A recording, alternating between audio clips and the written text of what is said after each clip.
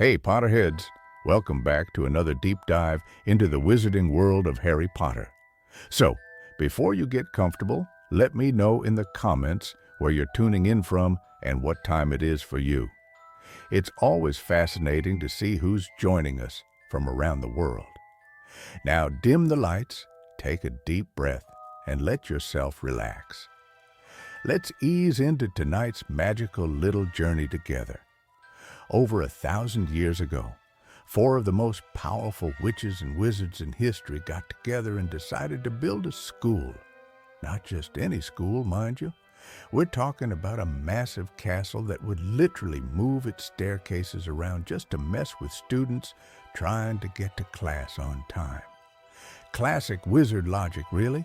Godric Gryffindor, Helga Hufflepuff, Rowena Ravenclaw, and Salazar Slytherin weren't just throwing some bricks together and calling it a day.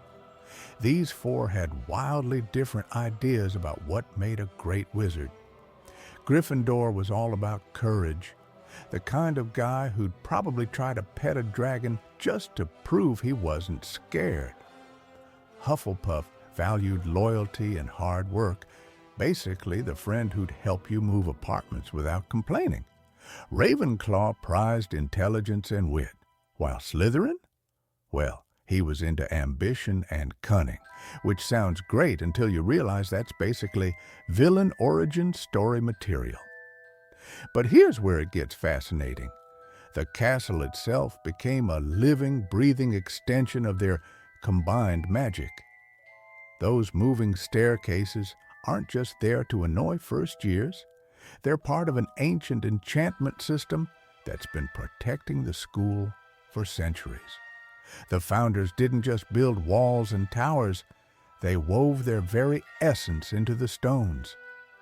Each founder contributed something unique to the castle's magical infrastructure.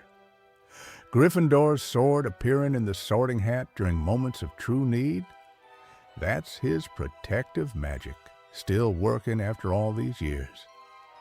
Hufflepuff's kitchen connections to the house elves created a network of service and care that keeps the school running. Ravenclaw's intelligence went into the castle's ability to literally think for itself, deciding when rooms should appear or disappear. Then there's Slytherin's contribution, which turned out to be a bit more complicated than anyone bargained for. While his housemates were focused on education and protection, old Salazar was secretly installing what amounts to a 1,000-year time bomb in the form of a hidden chamber. Talk about leaving a nasty surprise for future generations.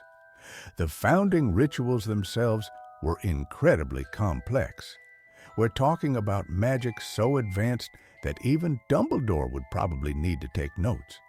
The 4 founders had to synchronize their magic perfectly, binding their individual powers into a collective force that would sustain the castle indefinitely.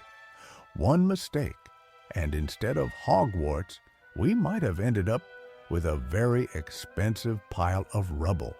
What's really wild is that the castle continues to evolve. The Room of Requirement didn't exist in the founders' original plans. It developed naturally as the castle learned to respond to genuine need. That's right, Hogwarts basically taught itself new tricks over the centuries. The protection spells they cast were so thorough that even Voldemort, with all his dark magic, couldn't simply blast through them. He had to get creative, using things like possessed students and hidden artifacts. Even then, the castle fought back during the final battle, with the very stones themselves joining the defense. But perhaps the most intriguing aspect of the founders' legacy lies in what they hid beneath all that obvious magic. Secrets that would eventually draw a certain dark wizard's attention to one very specific chamber. Most people think the Sorting Hat just plops on your head and randomly assigns you a house. Wrong. This ancient piece of headwear is basically the wizarding world's first artificial intelligence, created over 1,000 years before Muggles even dreamed of Siri. Godric Gryffindor didn't just stitch together some fabric and call it magical. He poured his own thoughts, memories, and decision-making abilities directly into the hat. Think about that for a second. Imagine downloading your brain into your baseball cap. The hat literally contains pieces of all 4 founders' personalities, which explains why it sometimes sounds like it's having an argument with itself. But here's what gets really interesting. The sorting hat doesn't just read your surface thoughts like some magical mood ring. It dives deep into your subconscious, analyzing fears you haven't even admitted to yourself yet. When Harry sat there pleading, "Not Slytherin," the hat wasn't just listening to his words, it was scanning his entire psychological makeup, his potential futures, even his hidden family connections. The hat once told Harry it could see his mind clearly. That's terrifying when you think about it. This thing knows more about students than they know about themselves. It probably knew Neville would become a hero before Neville could even hold a wand properly. It saw Peter Pettigrew's potential for betrayal decades before he handed Voldemort the Potter's location. Then there's the whole hat stall phenomenon that most people never hear about. Sometimes the hat genuinely can't decide between 2 houses for over 5 minutes. Hermione was almost won, nearly sorted into Ravenclaw before Gryffindor won out. McGonagall herself was a hat stall between Gryffindor and Ravenclaw. Makes you wonder how different everything would have been if Hermione had ended up as Luna's roommate instead. The hat songs each year aren't just entertainment either. They're warnings, prophecies, and historical lessons wrapped in catchy rhymes. During Harry's 4th year, the hat practically begged the school to unite against dark times ahead. It was like having a fortune teller that everyone ignored because it rhymed. What's really wild is that the hat can refuse to sort students entirely if it senses something fundamentally wrong with them. There are rumors it once rejected a student so completely that the person was expelled on the spot.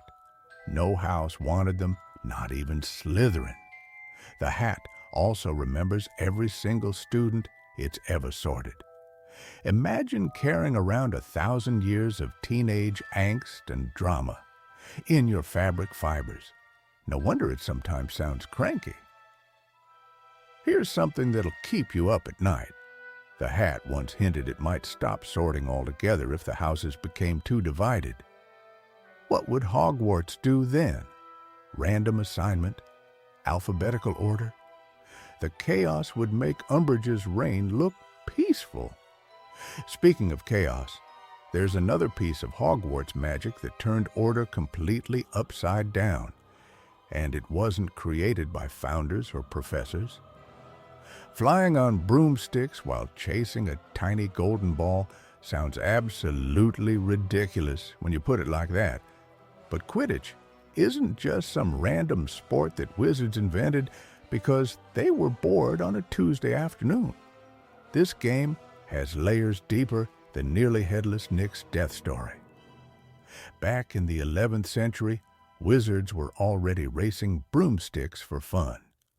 Think of it as the magical equivalent of drag racing, except instead of cars, you had enchanted cleaning supplies. The early games were chaotic free-for-alls where wizards would zoom around trying to catch anything that moved. No rules, no structure, just pure mayhem in the sky. Then came the Golden Snidget Crisis. These tiny birds were getting hunted to near extinction because wizards thought catching them during matches was peak entertainment. Someone finally said, "Hey, maybe we shouldn't wipe out an entire species for sport." Revolutionary thinking, really. So they created the golden snitch instead, a mechanical replacement that could fly just as erratically, but wouldn't actually die when caught. But here's where Quidditch gets really clever. The scoring system seems completely bonkers at first glance. 10 points for scoring with the quaffle, 150 points for catching the snitch. It's like saying a touchdown is worth 6 points, but catching a butterfly is worth 90. Except there's actually genius hidden in this madness. The snitch forces every game to have multiple layers of strategy running simultaneously. Teams can't just focus on one thing. You need chasers working together like a well-oiled machine, beaters who can think 3 moves ahead, and a seeker with reflexes that would make a cat jealous. It's chess, rugby, and aerial combat rolled into one beautiful, dangerous package. Those bludgers aren't just randomly violent either. They represent the unpredictable elements that can derail even the best laid plans. Kind of like how Neville's Remembrall never actually helped him remember anything specific, but somehow always showed up at the right dramatic moment. The real magic happens in how Quidditch reflects the personalities of each Hogwarts house. Gryffindors play like they're constantly trying to prove something, taking risks that would make insurance companies weep. Slytherins treat every match like psychological warfare, studying opponents' weaknesses until they know them better than the players know themselves. Hufflepuffs bring this steady determination that's honestly terrifying when you think about it. And Ravenclaws? They're probably calculating wind speeds and trajectory angles while everyone else is just trying not to fall off their brooms. The House Cup competitions do something textbooks never could. They create genuine investment in school spirit. Students who barely know each other suddenly become ride-or-die teammates when their house colors are on the line. It's tribal loyalty at its finest, minus the actual warfare. What most people don't realize is how much preparation goes into every single match.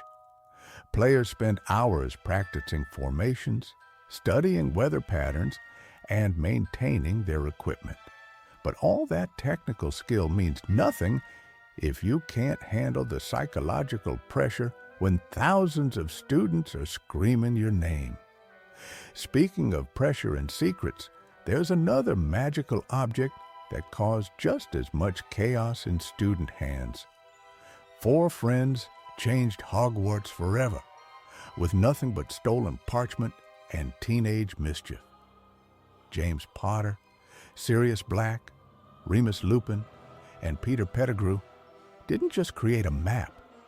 They built the ultimate surveillance system.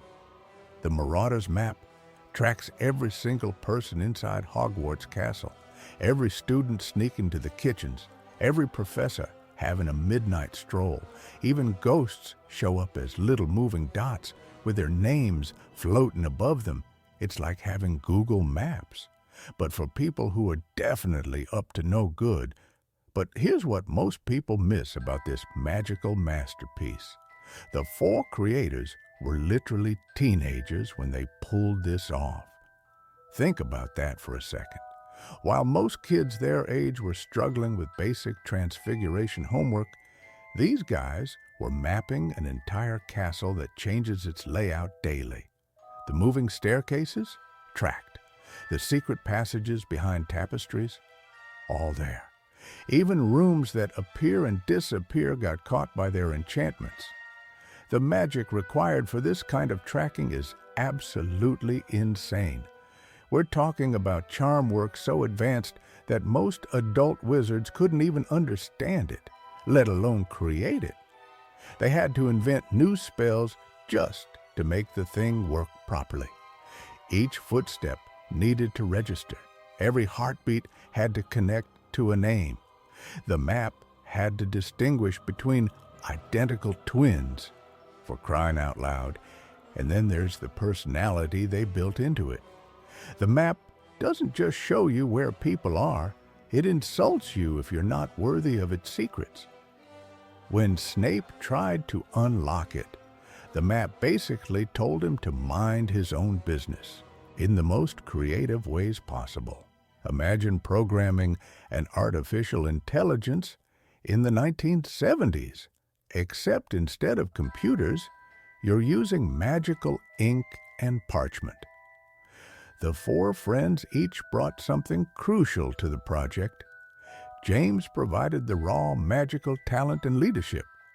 Sirius brought the rule-breaking creativity and knowledge of family magic. Remus contributed the careful planning and theoretical knowledge from all those books he devoured.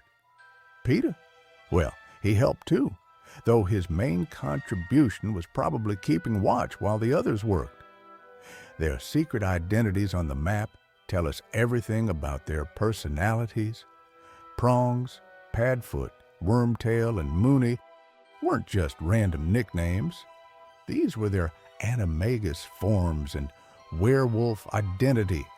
Representing the deepest secrets they shared, the map became their legacy, a testament to friendship and shared rebellion. What makes this even more incredible is how long the magic lasted.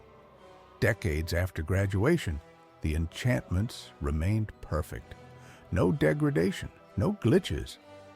The map continued tracking new students it had never seen before, adapting to changes in the castle layout, updating its database of secret passages.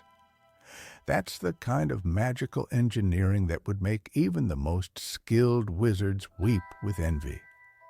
Speaking of secret passages, there's something particularly fascinating about how the map reveals Hogwarts' hidden architecture.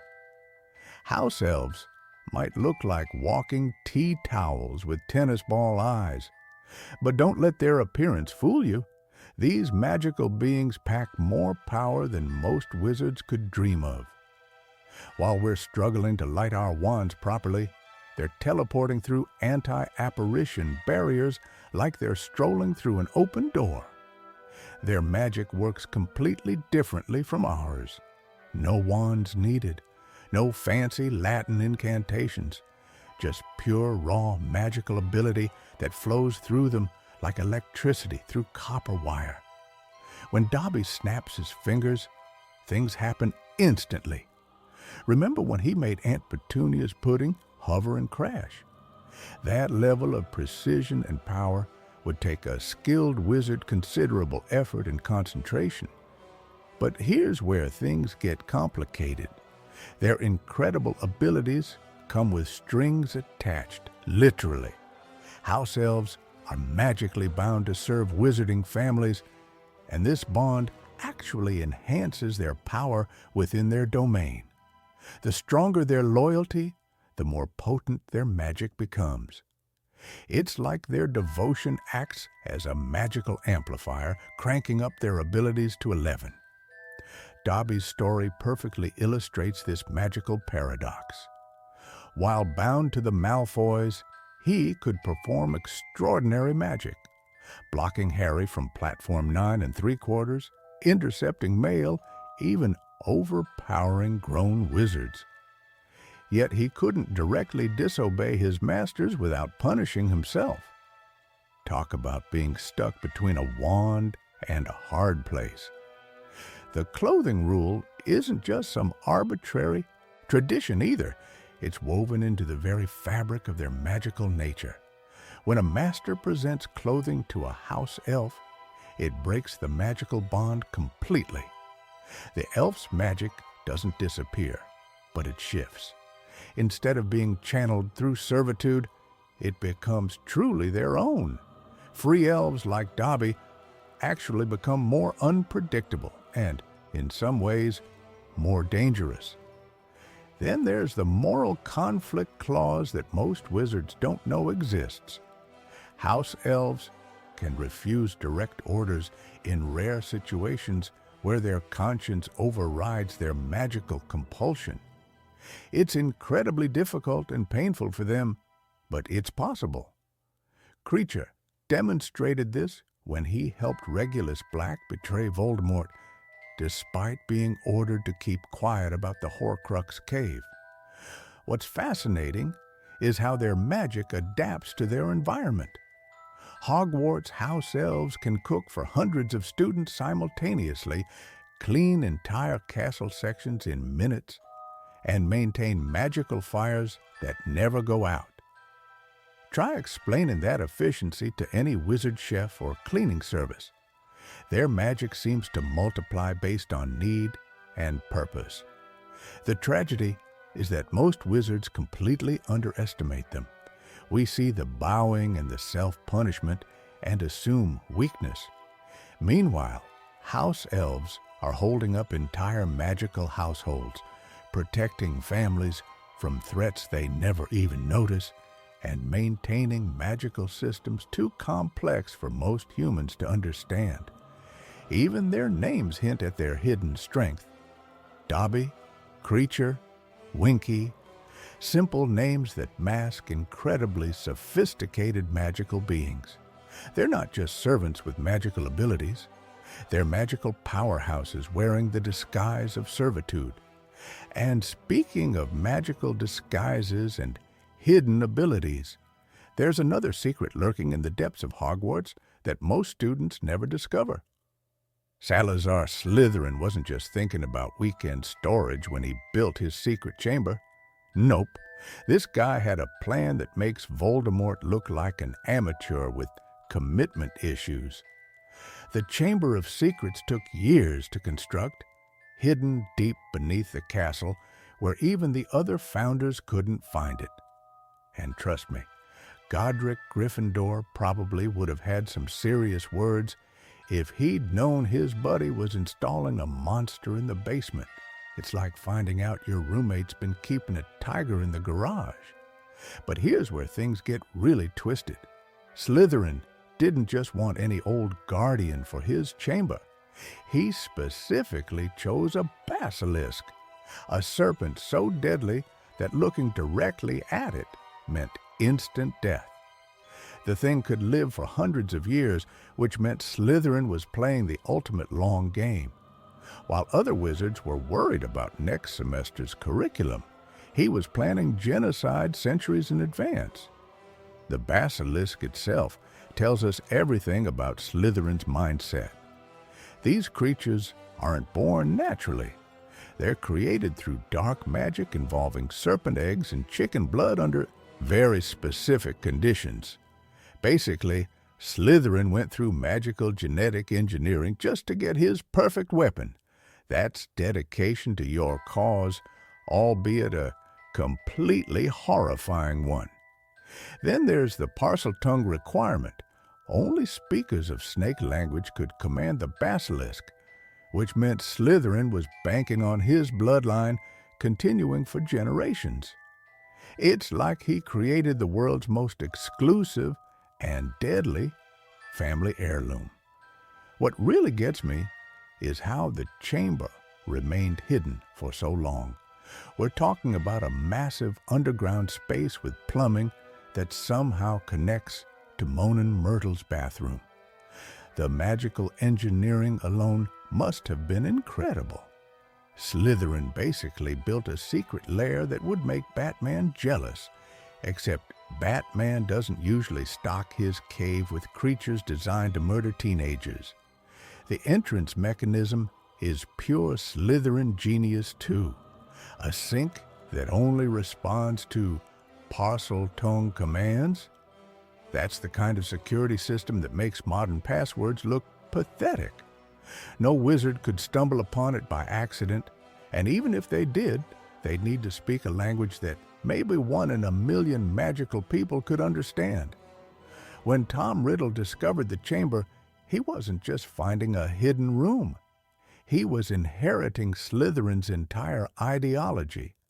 The diary didn't just possess Ginny Weasley. It was downloading 1,000 years of pure-blood supremacist programming directly into an 11-year-old's mind. Talk about your worst possible first year at school. The basilisk's eventual death by Fawkes the Phoenix carries some serious symbolic weight. Light conquering darkness, loyalty defeating hatred, all that good stuff.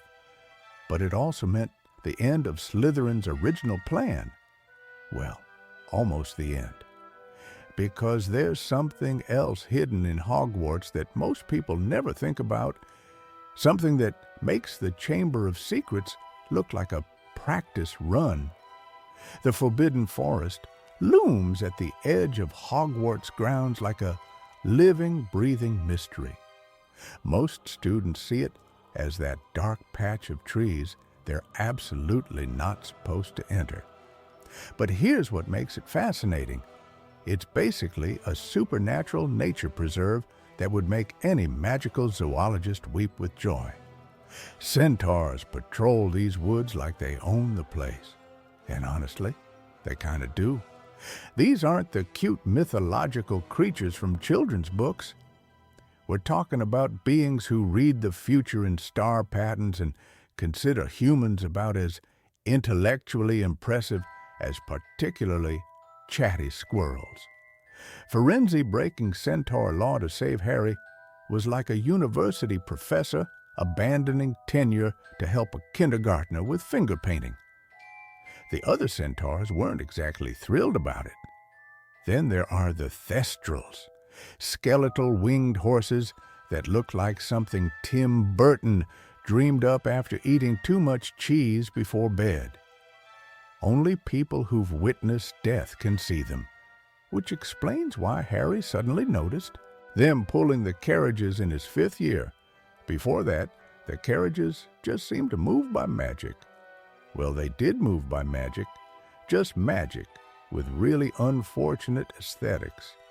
But here's the weird part about Thestrals. Despite looking like death itself, decided to cosplay as a Pegasus, they're actually gentle creatures. They understand death in a way that makes them incredibly empathetic. Luna Lovegood feeding them raw meat while chatting casually? That's peak Luna energy right there.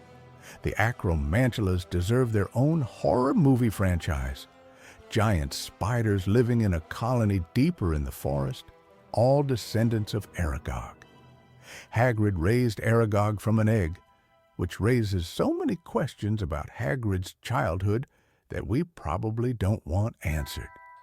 Imagine explaining to your parents that your pet spider now has thousands of children and they're all the size of small cars. Family reunions must be interesting. Speaking of Hagrid's questionable pet choices, remember Fluffy? The 3-headed dog guarding the Philosopher's Stone lived in the forest after his security job ended. Because apparently regular dogs weren't terrifying enough for Hagrid's taste. The man who thinks dragons make good conversation partners. Unicorns also call this forest home, which creates an interesting contrast. You've got creatures of pure light and magic grazing peacefully while giant spiders plot their next meal just miles away. It's like having a meditation retreat next to a haunted house. The forest changes depending on how deep you venture.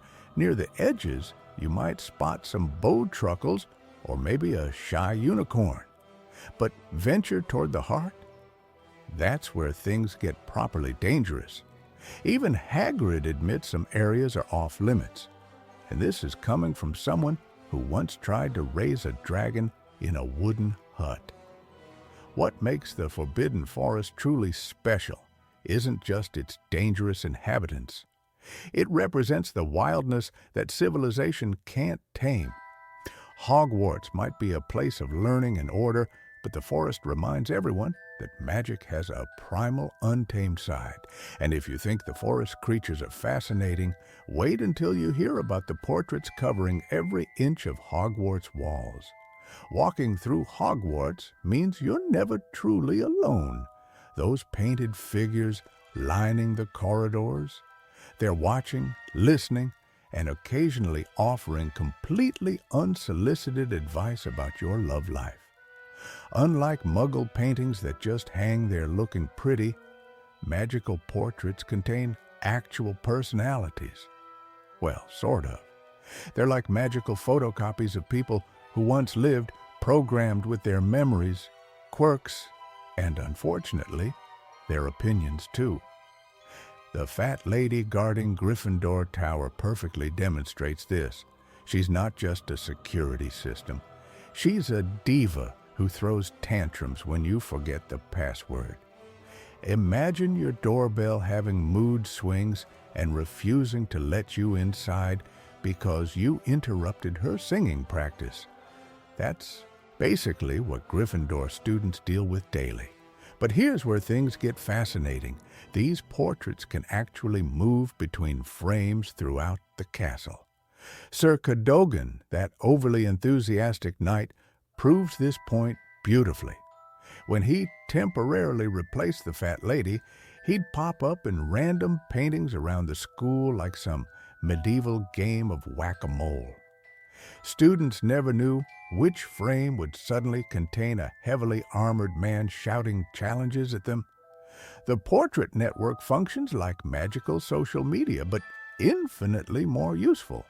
They pass messages faster than any owl could fly. During the Battle of Hogwarts, portraits became an underground communication system, relaying troop movements and warnings throughout the castle. Imagine Twitter, but the tweets come from Renaissance nobles and medieval knights. Then there's the portrait phenomenon that'll blow your mind. Some paintings house multiple copies of the same person. The most important headmasters get portraits in both Hogwarts and the Ministry of Magic. They can literally have conversations with themselves across different locations. Talk about taking multitasking to another level. What makes this even more intriguing is how portraits reflect their subjects' true personalities. Phineas Nigellus Black, Sirius's great-great-grandfather, remained just as disagreeable and snobbish in paint as he'd been in life. Death didn't improve his attitude one bit. Meanwhile, former headmasters like Armando Dippet continued offering guidance decades after passing away. The magic behind portrait creation remains somewhat mysterious. It's not simply painting someone's picture and casting a spell. The process requires capturing essence, personality, and memory, which explains why not everyone gets a talking portrait. You need to be pretty significant to warrant that kind of magical investment.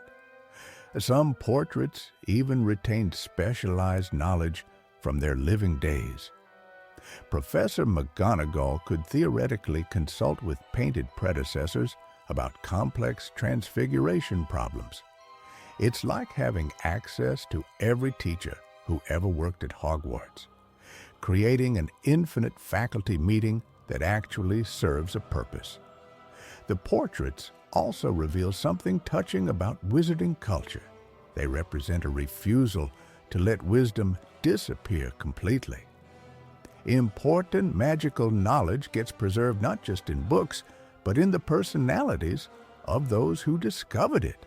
Of course, dealing with centuries of accumulated personalities has its downsides. Some portraits are gossipy, others are grumpy, and a few are downright eccentric. Living in Hogwarts means accepting that your morning commute includes commentary from people who've been dead for hundreds of years. But speaking of magical preservation, there's another Hogwarts mystery that captures memories in an even more remarkable way. When you walk into Ollivander's shop, the first thing that hits you is the dust.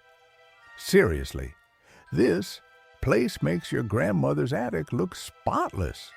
But here's what makes it fascinating. Every single wand chooses its wizard, not the other way around. Think about how weird that actually is. You don't choose your iPhone, it chooses you. Your car picks you out of a lineup. But wands? They're basically magical matchmakers with wood and cores. The core materials tell their own stories. Phoenix feather cores come from exactly one bird. Well, mostly. Fawkes provided feathers for exactly 2 wands.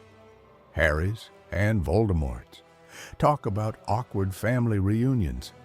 Dragon heartstring cores pack serious power, but can be temperamental. Like that friend who's incredibly talented but throws tantrums when things don't go their way. Then there's unicorn hair. Most consistent, most faithful, hardest to turn to dark magic. Basically, the golden retriever of wand cores. But here's where it gets really interesting. Wand length matters more than you'd think. Shorter wands often choose witches and wizards who lack something. Not magical power necessarily, but maybe character or stature. Longer wands gravitate toward those with bigger personalities, more dramatic magical styles. Flexibility tells another story entirely. Rigid wands match stubborn, strong-willed owners. Flexible wands prefer adaptable wizards. Hermione's Vinewood wand with dragon heartstring. 10 3/4 inches, fairly flexible. Perfect for someone brilliant, but willing to learn and change. The wood types read like personality profiles. Holly, like Harry's, represents protection and overcoming obstacles. Hazel responds to owners who understand their emotions. Willow favors healers and those with insecurities to overcome, which explains why it's often chosen by wizards with great potential. Ron's Willow wand makes perfect sense when you think about it. He spent years feeling overshadowed, but had tremendous potential waiting to emerge. Here's something most people miss. Wands can change allegiance, not just through dramatic duels like Harry and Draco's encounter, but through subtle shifts in respect and power. A wand might work for you, but never truly be yours. The Elder Wand represents the extreme version of this. It respects strength above all else, switching loyalties faster than a fair-weather sports fan. Most wands develop deeper bonds with their owners over time, but the Elder Wand, it's always looking for someone more powerful. Ollivander's family has been making wands since 382 BC. That's over 2,000 years of understanding this mysterious connection between wizard and wood. They have seen empires rise and fall, but the fundamental truth remains unchanged. Every wand remembers every spell it's ever cast. When Priori Incantatem happened during the graveyard duel, Voldemort's wand revealed its recent magical history. The echoes of his victims emerged because wands are living repositories of magical memory, the most unsettling part. Wands can sense their owner's death, sometimes refusing to work properly afterward. They're not just tools. They're magical partners with their own form of consciousness. But wand allegiance isn't the only mysterious bond in the wizarding world. The goblins of Gringotts have their own complicated relationship with magical objects and ownership. You know how wizards love to think they're the ultimate magical beings? Well, the goblins of the wizarding world had some pretty strong opinions about that assumption, and they weren't exactly quiet about expressing those feelings. The goblin rebellions weren't just random outbursts of anger. These were calculated, strategic uprisings that shook the entire magical world to its core. Think about it. Here you have incredibly intelligent creatures with their own powerful magic, yet they're treated like second-class citizens by wizards who can barely balance their checkbooks without magic. The first major rebellion happened in the 17th century, and it wasn't pretty. Goblins had been growing increasingly frustrated with wizard laws that basically said, hey, you can make amazing magical objects, but you can't own wands, and oh, by the way, anything you create technically belongs to wizards forever. That's like being the best chef in the world, but never being allowed to eat your own cooking. But here's where it gets really interesting. Goblins don't view ownership the same way wizards do. When a goblin makes something, say a beautiful sword or goblet, they believe it should return to goblin possession when the wizard dies. Wizards, however, think, I bought it, I own it, my kids inherit it. It's like two people arguing in completely different languages about the same thing. The rebellions were brutal. Goblins had magic that wizards barely understood. Plus, they knew every secret passage and hidden vault in their own banks. Imagine trying to fight someone on their home turf when they literally built that turf. The Ministry of Magic was basically playing chess against opponents who knew the board better than anyone. What's fascinating is how these conflicts changed everything. After each rebellion, new laws emerged that gave goblins slightly more rights. Though never quite enough to prevent the next uprising, it was like a really violent negotiation that lasted centuries. The symbolism here runs deeper than Gringotts' deepest vault. These rebellions represented every marginalized group fighting for recognition and equality. The parallels to real-world conflicts are impossible to ignore. Oppressed groups demanding basic rights while the dominant society slowly, reluctantly gives ground. And let's be honest, the goblins had valid points. They created some of the most magnificent magical objects in existence. Godric Gryffindor's sword, goblin-made. Most of the treasures in wizard families, goblin craftsmanship. Yet they were expected to smile politely and accept whatever scraps of recognition wizards threw their way. The irony is delicious when you think about it. Wizards trusted goblins enough to run their entire banking system, but didn't trust them enough for true equality. That's like saying, sure, you can guard all our money, but don't get any ideas about being our equals. These rebellions ultimately shaped modern magical society in ways most wizards probably don't even realize. The careful balance we see at Gringotts with its goblin autonomy within wizard society didn't happen overnight. Speaking of Gringotts, though, there's something even more intriguing about how goblins built their financial empire. Making a Horcrux requires the darkest magic imaginable. We're talking about literally splitting your soul in half through murder. Yeah, it's as horrifying as it sounds. Voldemort didn't just stumble upon this idea during his coffee break. He was obsessed with immortality from his teenage years at Hogwarts. Tom Riddle spent countless hours in the restricted section, charming librarians and professors into giving him access to the most dangerous magical texts. The guy was basically the ultimate overachiever, except instead of trying to become head boy, he was planning to become immortal. But here's what makes Horcruxes so twisted. They don't just preserve life, they destroy the very essence of what makes you human. Each time you create one, you become less yourself and more of a monster. Literally. Have you seen what Voldemort looked like by the end? The man went from looking like a normal, albeit creepy teenager to resembling a hairless snake with anger management issues. The process itself is so vile that most magical texts won't even describe it fully.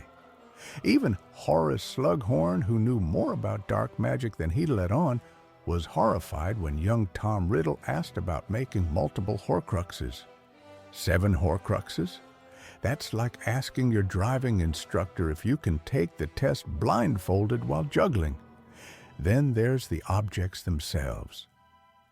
Voldemort chose items with significant magical history. His diary, his mother's ring, Salazar Slytherin's locket, Helga Hufflepuff's cup, Rowena Ravenclaw's diadem, and his snake Nagini. Oh, and accidentally, Harry Potter. Talk about an overachiever's collection gone wrong. What's fascinating is how each Horcrux retained a piece of Voldemort's personality. The diary didn't just sit there looking evil.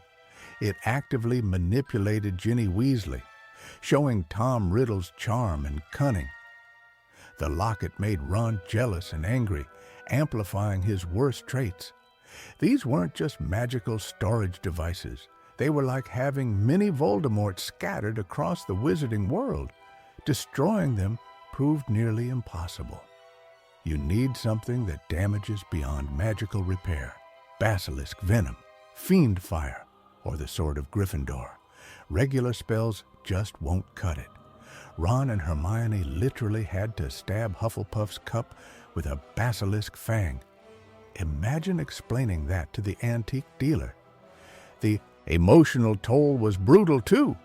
When Harry, Ron, and Hermione wore Slytherin's locket, it brought out their deepest fears and insecurities. Ron saw his worst nightmares come to life.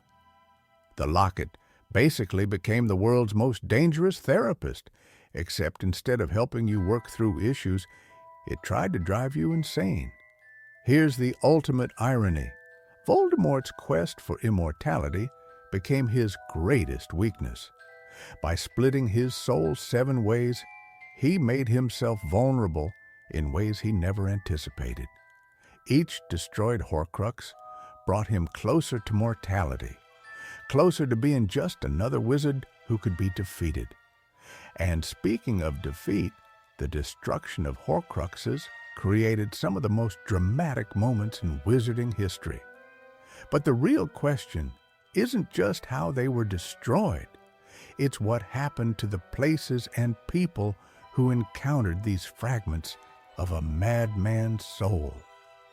The Triwizard Tournament sounds exciting until you realize it's basically a medieval death trap disguised as a school event. Think about it. What other competition requires participants to sign a magical contract that could literally kill them if they back out? Even wizard insurance companies probably have a Triwizard exclusion clause. This tournament started over 700 years ago, when 3 wizarding schools decided friendly competition meant throwing teenagers at dragons. Hogwarts, Beauxbaton, and Durmstrang would each send their best student to face challenges that made final exams look like a pleasant afternoon tea. The death toll got so high, they eventually canceled the whole thing. That should tell you everything about medieval wizard safety standards. But here's what makes it fascinating. The tournament wasn't just about bragging rights. It was political theater. These schools were basically showing off their magical education systems, proving which country produced the toughest wizards. Imagine if universities today settled their rivalries by making students fight Hungarian horntails instead of basketball games. The Goblet of Fire itself is a masterpiece of magical engineering. This ancient artifact doesn't just randomly pick names. It evaluates potential champions based on magical ability, courage, and something the books call worthiness. Basically, it's the world's most dangerous talent scout. The goblet creates an unbreakable magical contract, which explains why Harry couldn't withdraw even though he never entered. Medieval wizards really didn't mess around with loopholes. Then there's the matter of those tasks. Dragons for the first challenge? Someone clearly thought, you know what teenagers need? More life-threatening situations. The second task underwater was equally brutal, rescuing what you'd sorely miss while potentially drowning. The maze finale combined psychological horror with physical danger, because why choose one form of trauma when you can have both? What really gets interesting is how the tournament exposed the darker side of wizard society. Barty Crouch Jr.'s infiltration as Mad-Eye Moody turned the entire competition into Voldemort's elaborate kidnapping scheme. The tournament became a weapon, proving that even centuries-old traditions could be corrupted for evil purposes. The international aspect brought unexpected complications, too. Students from different magical cultures suddenly had to navigate not just deadly challenges, but social ones. Victor Krum became an overnight celebrity at Hogwarts, while Fleur Delacour dealt with being underestimated because of stereotypes about Beauxbaton students. The Yule Ball added another layer entirely, because apparently surviving dragons wasn't stressful enough. They needed to add formal dancing. Watching teenage wizards panic more about asking someone to dance than facing magical creatures says everything about adolescent priorities, magical or otherwise. Most champions throughout history faced life-changing consequences, win or lose. The tournament didn't just test magical ability, it forced participants to confront their deepest fears and limitations under the worst possible circumstances. Speaking of magical traditions that seem designed to terrify students, there's another Hogwarts mystery that's been puzzling wizards for generations, and it involves one of the most beautiful yet potentially deadly spells in existence. The happiest memory of your life. That's what it takes to cast a Patronus charm. Sounds simple enough, right? Well, tell that to the third-year students who spend months trying to produce even a wisp of silver vapor while Professor Lupin encourages them from the sidelines. Most wizards never master this spell, and honestly, who can blame them? You're essentially weaponizing joy against creatures that literally suck happiness from your soul. It's like bringing a birthday cake to fight a black hole. But here's what makes the Patronus truly fascinating. It's not just about happy thoughts. The form your Patronus takes reveals something deep about who you really are. Harry's stag wasn't random. It perfectly mirrored his father's animagus form, creating this beautiful connection across death itself. James Potter protecting his son even from beyond the grave through magical DNA, if you will. Then there's the whole shape-shifting situation that nobody talks about enough. Remember when Tonks's Patronus changed from a wolf to a completely different form after falling in love with Lupin?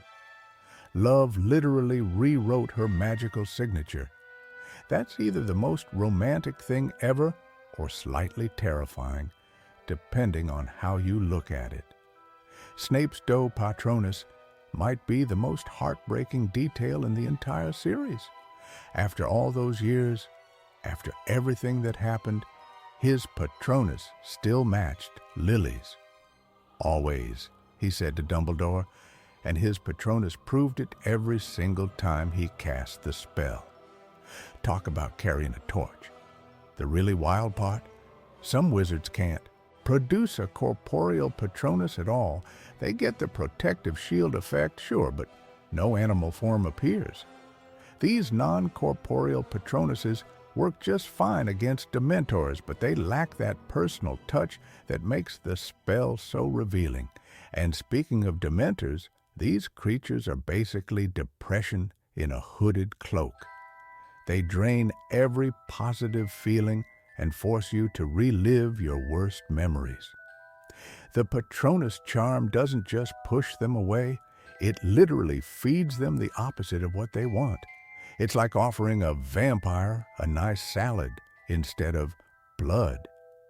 Here's something most people miss, though. The incantation Expecto Patronum translates to I await a guardian. You're not commanding anything. You're calling for protection. The spell requires hope, not arrogance. Maybe that's why so many powerful wizards struggle with it. Hard to call for help when you think you're invincible. Professor McGonagall's cat Patronus surprised absolutely nobody. Hermione's otter was perfectly fitting too, playful, intelligent, and part of the same family as Ron's terrier. Even their patronuses were compatible. Meanwhile, Luna's hair was wonderfully unexpected, just like everything else about her. The Patronus charm proves that in the wizarding world, your deepest self has a way of showing itself whether you want it to or not. But what happens when wizards try to hide their memories instead of embracing them?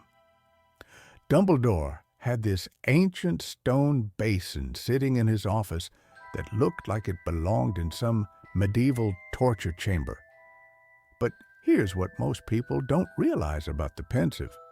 It wasn't just some fancy magical filing cabinet for old memories. The thing was carved from solid stone and filled with a silvery substance that moved like liquid mercury having an existential crisis.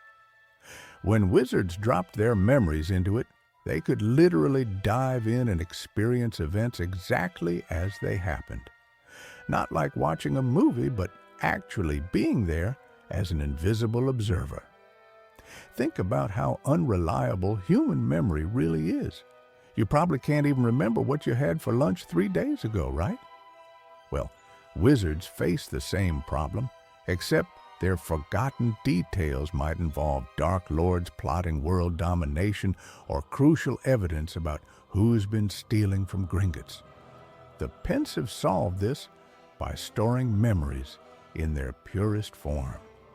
When Snape pulled those silvery threads from his head during his occlumency lessons with Harry, he wasn't just hiding embarrassing childhood moments, he was removing potential distractions that could compromise his mental defenses. Smart move, considering Harry had a habit of seeing things he definitely wasn't supposed to see. But here's where things get fascinating and slightly terrifying. Memories stored in a pensive maintain their original perspective, but they can also reveal details the original person never noticed. Dumbledore used this to analyze Tom Riddle's past, spotting subtle clues in conversations that happened decades earlier. The technology raises some seriously uncomfortable questions about privacy. Imagine if your boss could literally extract your memories of that meeting where you were daydreaming about Quidditch instead of listening to quarterly reports. Or if the ministry could demand access to your thoughts during a criminal investigation. Memory modification becomes even more complex when you factor in the pensive's capabilities. We know that memories can be tampered with. Look at Professor Slughorn's botched attempt to hide his conversation about Horcruxes. The edited version was obviously fake, like a poorly photoshopped image where someone forgot to blend the edges. What's particularly unsettling is how the pensive reveals the subjective nature of human recollection. Two people experiencing the same event might store completely different versions in their heads. Their emotions, biases, and attention spans all influence what they remember and how they remember it. Dumbledore's collection of memories spanning decades made him incredibly powerful. He could cross-reference events, verify testimonies, and build cases that would be impossible with traditional evidence gathering. The man basically had a magical security camera system running through people's heads. The scariest part? Most wizards probably had no idea how exposed their thoughts really were to someone with Dumbledore's resources and skills. Speaking of magical artifacts that blur the lines between life and death, there's another mysterious object hidden deep within the Ministry of Magic that makes the pensive look like child's play. The tale of the three brothers sounds like just another bedtime story, doesn't it? Three wizards meet death on a bridge. Each gets a magical gift, and two die because of their choices. Simple enough for kids. But here's what most people miss. This isn't just some random fairy tale Hermione happened to read at Christmas. The deathly Hallows are real, sitting right under everyone's noses throughout the entire series. That invisibility cloak Harry inherited? Yeah, that's one of the 3 most powerful magical objects ever created. Think about it. Harry's been wearing one of the Hallows since his very first year at Hogwarts, using it to sneak around like it's some hand-me-down sweater from the Weasleys. Meanwhile, wizards have been searching for centuries just to glimpse these legendary artifacts. It's like using Excalibur as a letter opener. The Elder Wand tells an even stranger story. This thing has been changing hands for over 1,000 years, and its trail of ownership reads like a murder mystery novel. Grindelwald stole it from Gregorovitch. Dumbledore defeated Grindelwald. Draco disarmed Dumbledore. Harry overpowered Draco. Each transfer happened because someone conquered the previous owner, whether through force, cunning, or pure dumb luck. Well, here's where the legend gets twisted. Most wizards think you need to kill the previous owner to claim the Elder Wand. Wrong. The wand recognizes power, not murder. When Draco disarmed Dumbledore on that tower, he became the true master without even knowing it. Snape might have delivered the killing blow, but the wand had already chosen its new owner. And that resurrection stone, hidden inside the golden snitch that nearly killed Harry in his first Quidditch match. Dumbledore knew exactly what he was doing when he left it to Harry in his will. The old man basically said, "Here's a children's game piece that can bring back the dead, but only open it when you're about to die yourself." Talk about cryptic gift-giving. But the real kicker isn't that these objects exist. It's what happens when someone tries to collect all 3. The story warns that seeking the Hallows leads to destruction, yet Harry ends up possessing them anyway. The difference? He never actively hunted them down like some magical treasure hunter. The first brother demanded the most powerful wand and got murdered for it. The second wanted to bring back the dead and killed himself from grief. Only the third brother, who simply asked for something to help him hide from death, lived to old age. He understood something the others missed. True power isn't about conquering death. It's about accepting it. Harry figured this out too, eventually. When he walked into the Forbidden Forest to face Voldemort, he dropped the Resurrection Stone. He kept the cloak, sure, but returned the Elder Wand to Dumbledore's tomb. Some might call that wasteful, throwing away ultimate magical power. Speaking of ultimate power, there's another artifact at Hogwarts that most students walk past every day without realizing its significance. Deep beneath the Ministry of Magic sits one of the most haunting mysteries in the wizarding world, the Veil. Just saying those words makes most witches and wizards uncomfortable, and honestly, they should be. Picture this massive stone archway standing alone in a dimly lit chamber. No walls connect to it, no ceiling above it, just an ancient arch with a tattered black curtain that moves without any breeze. The thing looks like it was built by wizards who knew secrets we've forgotten. Or maybe secrets we're better off not knowing. But here's where it gets really unsettling. That innocent-looking curtain, it's actually a doorway between life and death. Yeah, you read that right. The Department of Mysteries has been studying what's essentially a magical revolving door to the afterlife, and they keep it in their basement like it's office furniture. The Veil whispers constantly. Some people hear voices of loved ones calling from beyond. Others hear nothing but wind. Harry heard familiar voices during his visit, which should have been the first red flag to run in the opposite direction. Instead, like any good Gryffindor, he got curious. Luna heard them too, along with Ginny and Neville. Notice a pattern? Only people who'd witnessed death could hear the voices clearly. Then there's what happened to Sirius Black. One moment, he's dueling Bellatrix Lestrange. The next, he's falling through that cursed curtain like he's stepping through platform 9 3/4, except this platform leads somewhere you can't come back from. No return ticket, no do-overs. The really twisted part? The Ministry employs people to study this thing full time. Imagine putting Veil Researcher on your resume. Oh, what do you do for work? I spend my days staring at a doorway to the land of the dead and taking notes. Talk about job hazards that aren't covered in the employee handbook. What makes the veil so dangerous isn't just that it kills you. It's that it tempts you first. The voices, the whispers, the promise of seeing people you've lost again. It preys on grief and curiosity, two things wizards have in abundance.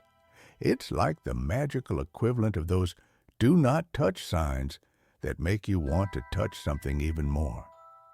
The Department of Mysteries won't tell anyone how old the veil is, but some scholars think it predates the ministry itself. Ancient magic, built by civilizations that understood death differently than we do. They might have seen it as a tool for communication rather than a one-way trip to oblivion.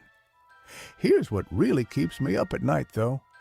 If the veil is a doorway, what's on the other side? And more importantly, can things come back through it the other way? The answer to that question might lie in understanding another mysterious magical object that bends the very fabric of reality itself. Time turners are basically the wizarding world's version of a really dangerous watch. You know how muggles always dream about going back in time to fix their mistakes? Well, wizards actually figured out how to do it, and naturally, they made it incredibly risky. These tiny golden hourglasses can literally rewind time. But here's the catch. They're more regulated than Honeyduke's chocolate during a Dementor attack. The Ministry of Magic keeps them locked away tighter than Gringotts vaults, and honestly, for good reason. Hermione got one in her 3rd year, which sounds amazing until you realize she used it to take multiple classes at once. Only Hermione would get access to time travel and use it for homework. Most people would go back and tell themselves lottery numbers or avoid embarrassing moments. Not our Hermione. She went back to attend arithmancy. The magic behind time turners is absolutely fascinating, though.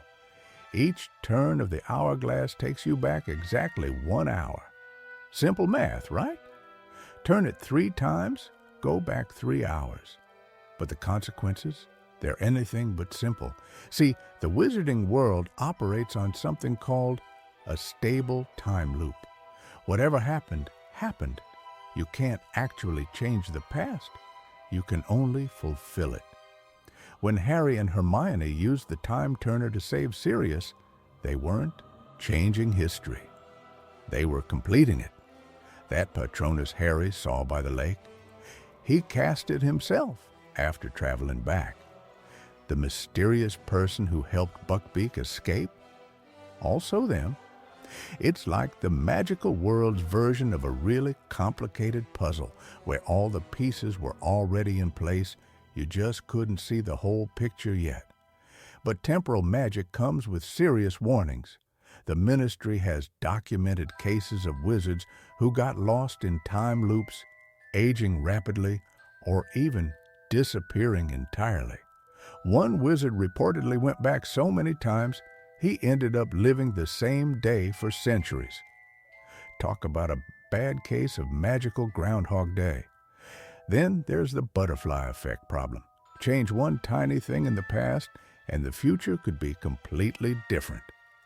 The Department of Mysteries has entire rooms dedicated to studying wizards who accidentally erase themselves from existence. Pretty dark stuff for something that looks like fancy jewelry. The Time Turner's destruction during the Battle of the Department of Mysteries wasn't just dramatic. It was probably a relief for everyone involved.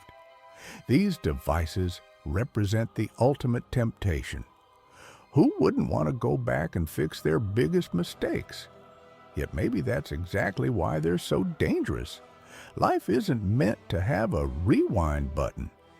Even in the magical world, some powers are too great for regular use. The wisest wizards understand that moving forward, not backward, is where real magic happens. Speaking of magical spaces that bend reality in impossible ways, there's one room at Hogwarts that makes time turners look simple. Hidden deep within Hogwarts lies perhaps the castle's most remarkable secret. A room that defies logic, breaks architectural rules, and somehow knows exactly what you need before you even ask for it. The Room of Requirement isn't just magical furniture rearrangement. It's like having a cosmic genie that actually listened during wish-granting school. Need a bathroom desperately? Boom, there's a bathroom. Want to hide something forever?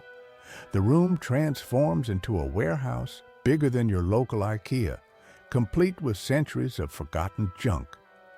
But here's where things get really wild. The room doesn't just appear when someone needs it. It reads intention, desire, even desperation.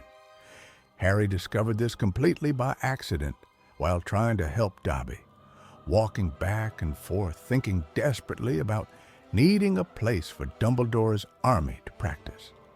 3 times past the blank wall, and suddenly there's a perfect training room.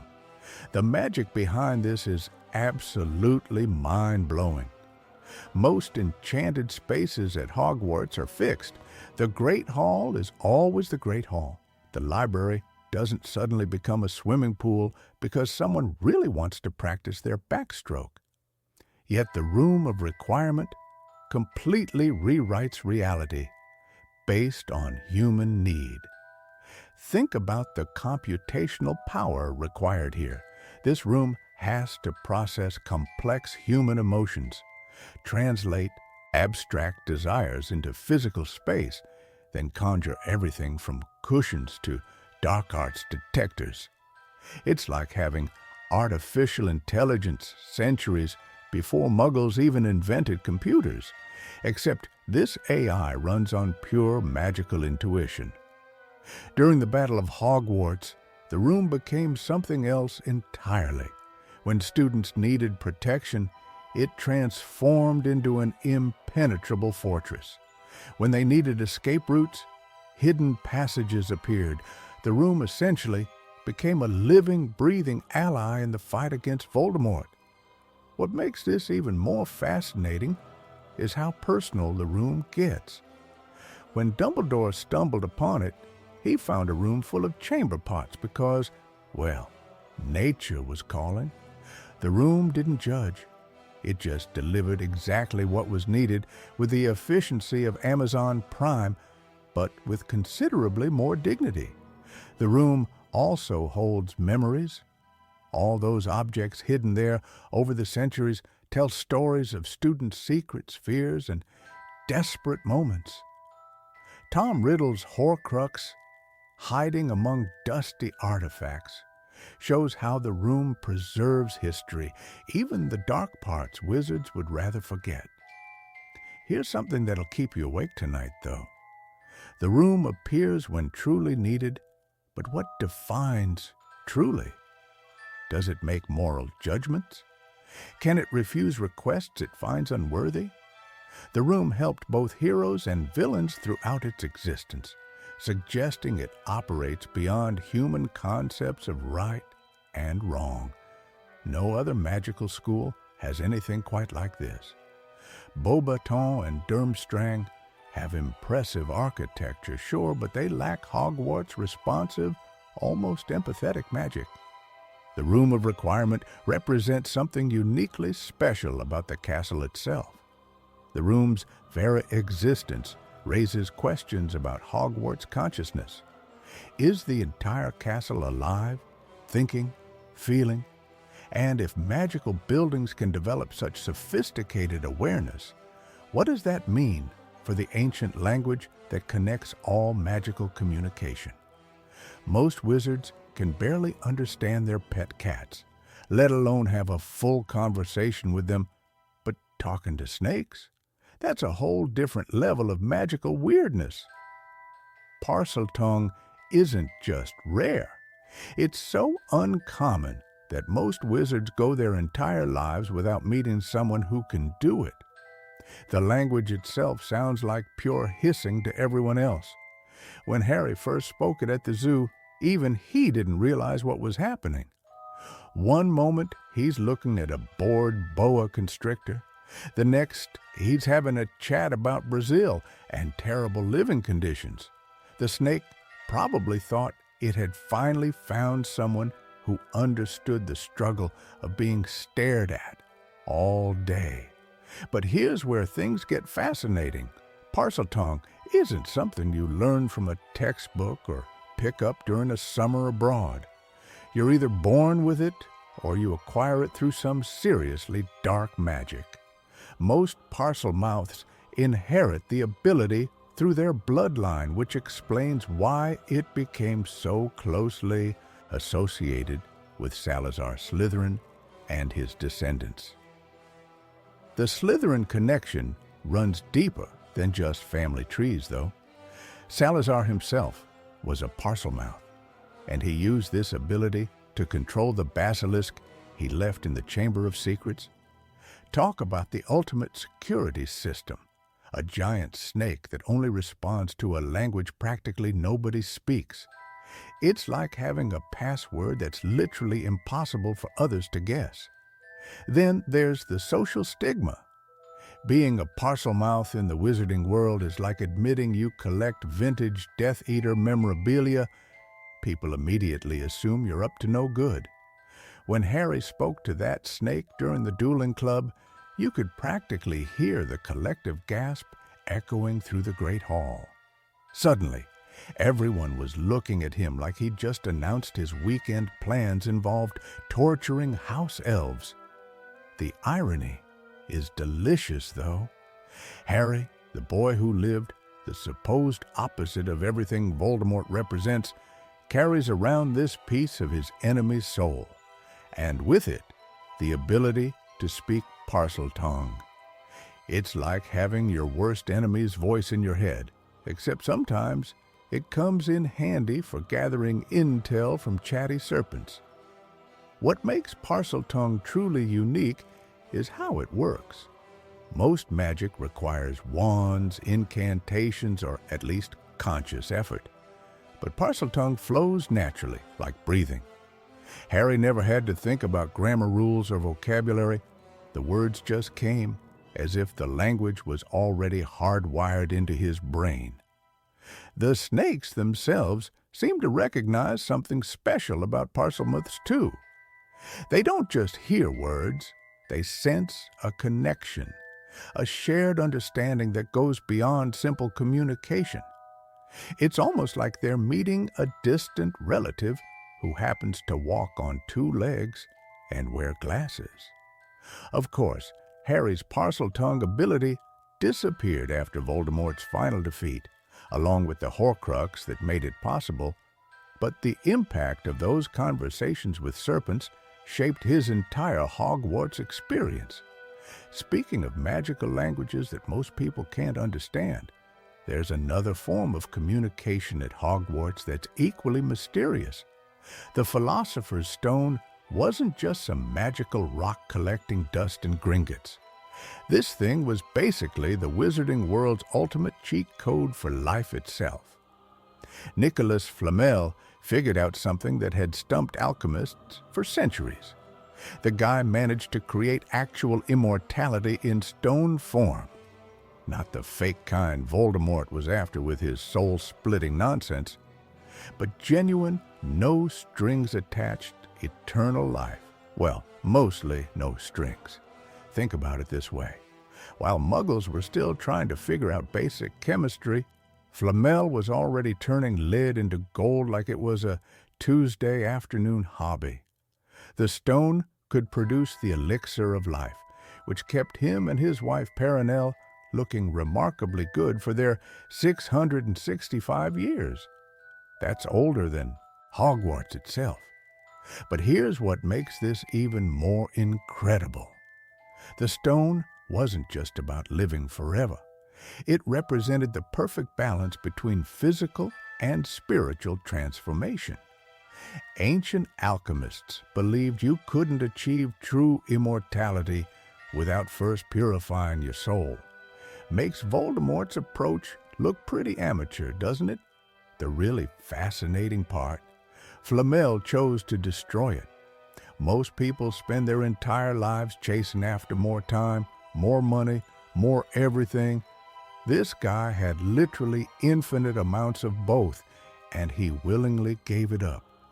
That takes a level of wisdom that's honestly hard to wrap your head around. When Dumbledore explained this to Harry, he wasn't just talking about some old wizard's decision. He was teaching one of the most important lessons in the entire series. Sometimes, the greatest strength comes from knowing when to let go. The stone's creation process itself was shrouded in mystery. Alchemical texts spoke of 7 stages, each more dangerous than the last.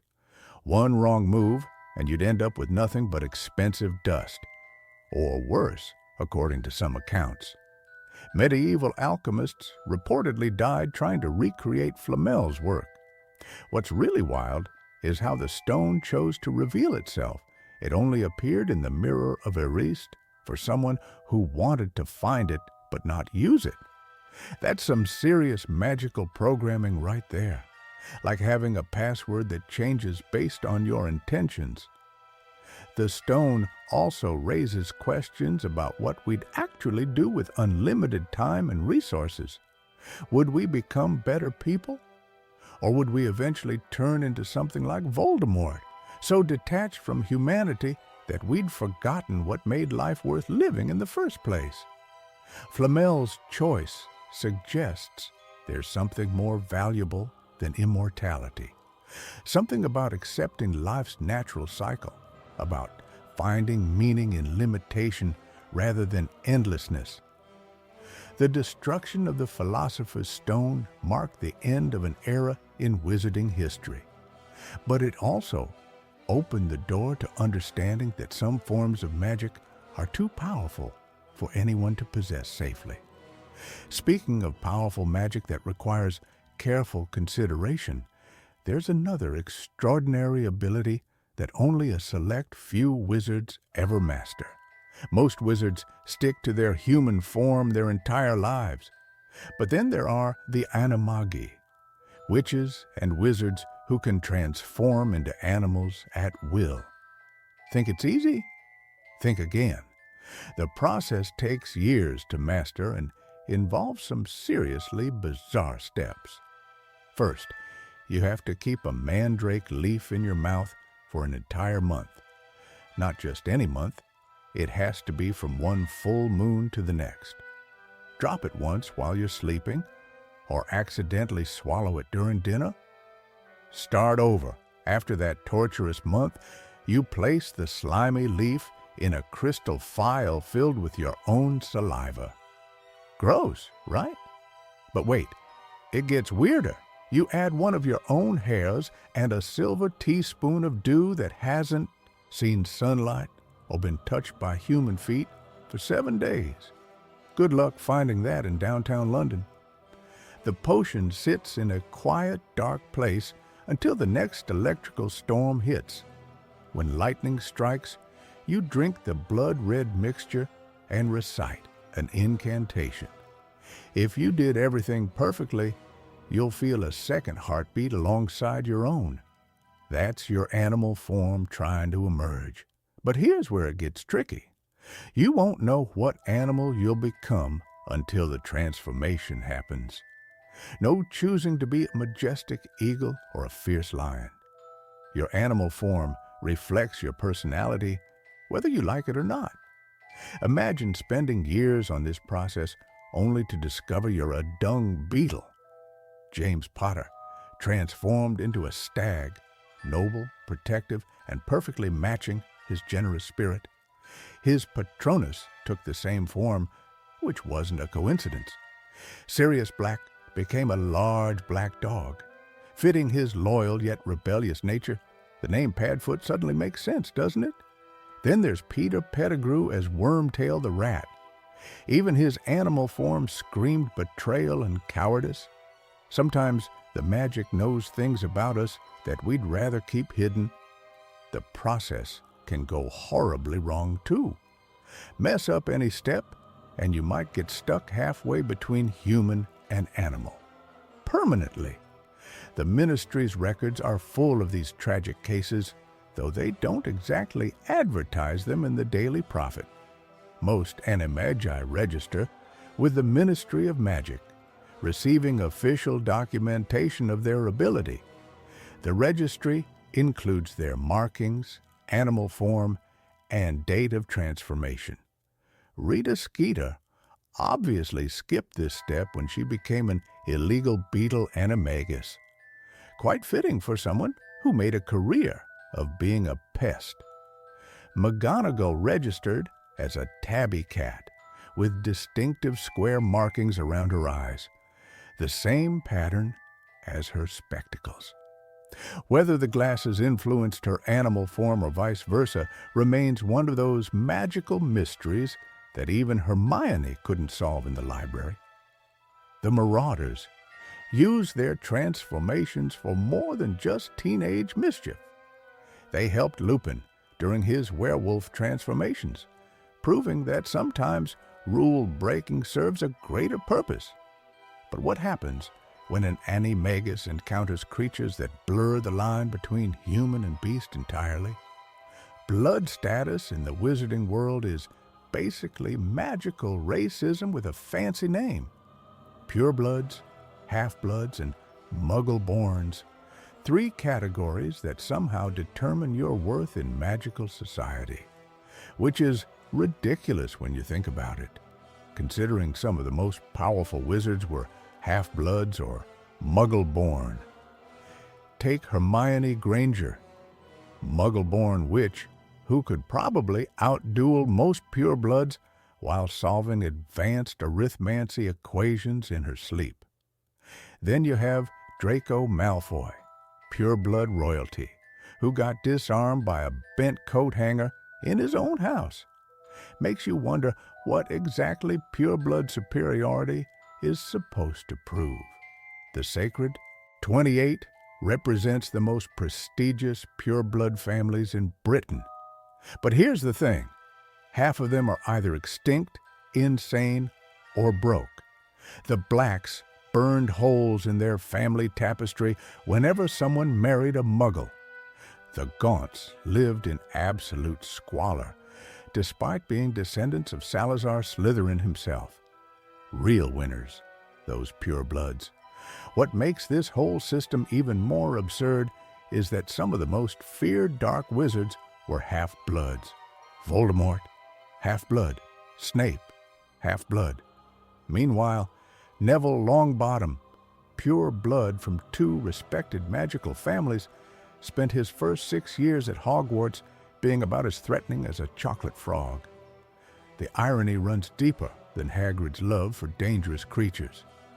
Most pureblood families had to intermarry with muggles at some point or face extinction.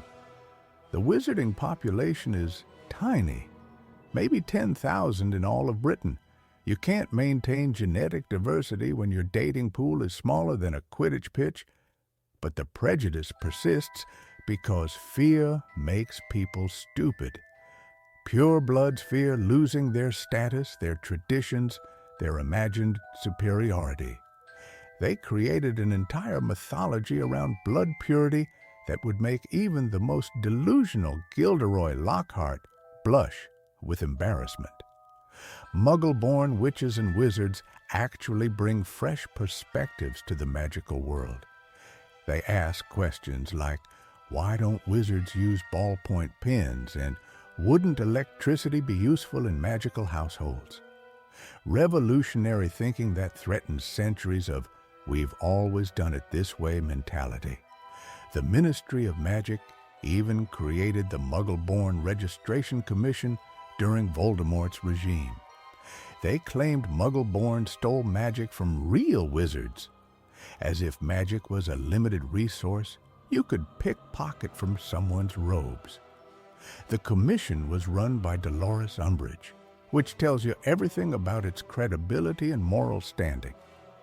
Half-bloods occupy this weird middle ground, not pure enough for the extremists, not Muggle enough for the other extremists.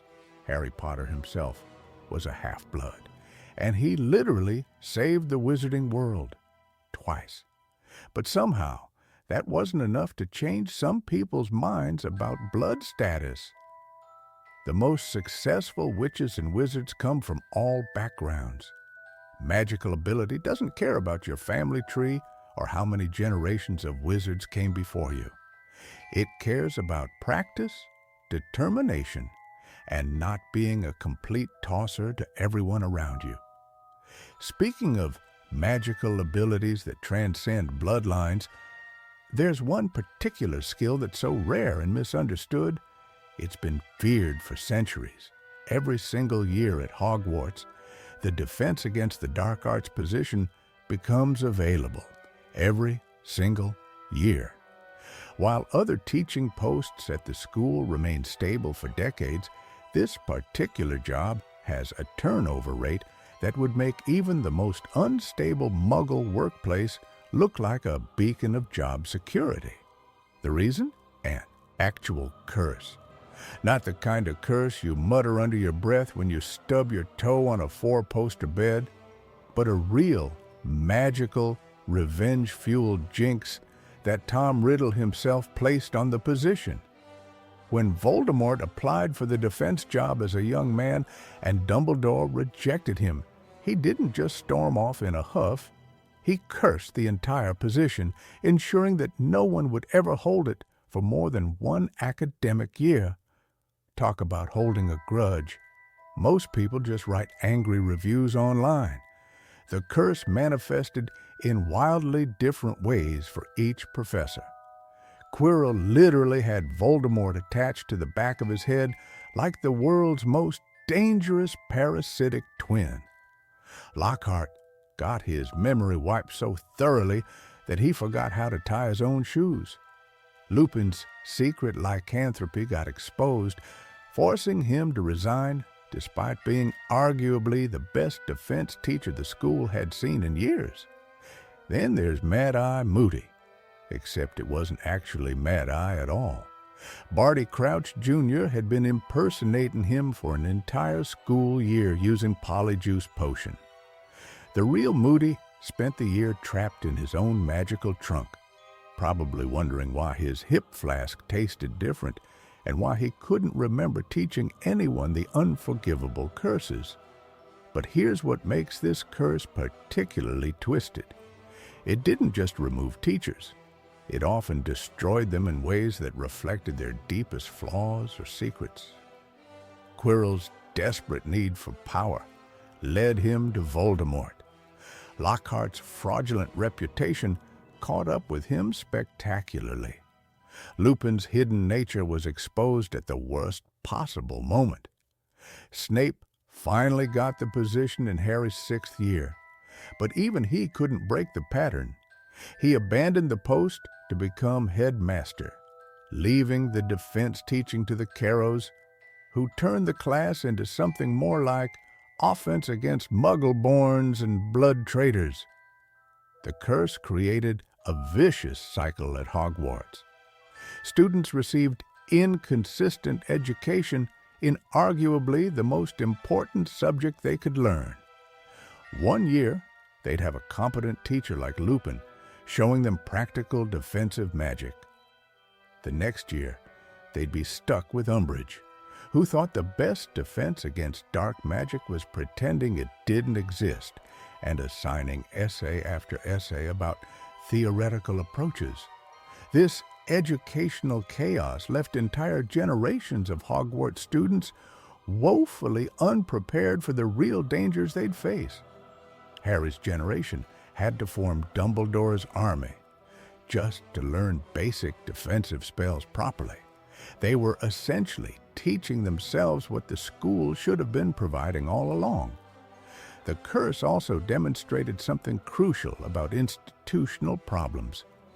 Even magical institutions aren't immune to systemic failures that affect everyone involved. When leadership refuses to address root causes, in this case, Dumbledore knowing about the curse but continuing to fill the position anyway, the consequences ripple outward. Only Voldemort's final death broke the jinx permanently, proving that some magical problems require eliminating their source entirely rather than working around them. Speaking of potions and their intricate requirements, there's another area of magical education where precision matters just as much as defense. Potions class at Hogwarts wasn't just about following recipes from a dusty textbook. It was like magical chemistry meets cooking show drama, with Professor Snape playing the world's most intimidating judge. But here's what most people miss about potion making. The precision required makes spelling look like finger painting. One extra clockwise stir of a love potion? Congratulations, you've just created magical obsession instead of attraction. Add gillyweed too early? You'll grow gills at the most inconvenient moments for weeks. Severus Snape understood this better than anyone. His potions mastery went far beyond what he taught in class. Remember the Half-Blood Prince textbook? Those weren't just random notes scribbled in margins. They were years of experimentation, improvement, and frankly, genius-level shortcuts that even seasoned potioneers hadn't discovered. Take Felix Felicis, for example. Liquid luck sounds simple enough, right? Wrong. The brewing process takes 6 months and requires such perfect timing that most wizards give up after ruining their third batch. One mistake, and you're left with a potion that gives you spectacularly bad luck instead. Imagine trying to impress someone and accidentally hexing yourself into a week of tripping over your own feet. The ingredients alone tell fascinating stories. Unicorn hair isn't just tossed in for magical sparkle.